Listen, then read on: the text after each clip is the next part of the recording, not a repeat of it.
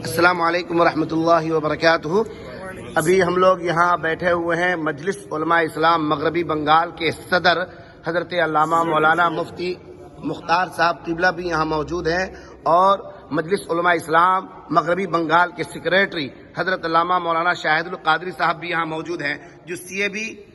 اور NRC کے خلاف ریجیکٹ کے یعنی پورے کولکاتہ اور ویسٹ بنگال کے علماء یہاں موجود ہیں الحمدللہ۔ اس کے اوپر جو ہے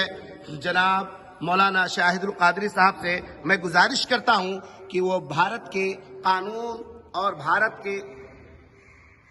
پردھان منتری تک یہ بل کے خلاف کیا اپنے تاثرات کو پیش کر رہے ہیں۔ حضرت مولانا شاہد القادری صاحب۔ السلام علیکم ورحمۃ اللہ وبرکاتہ۔ بڑی افسوس کی بات ہے کہ 9 نومبر کو لوک سبھا میں اور 11 نومبر کو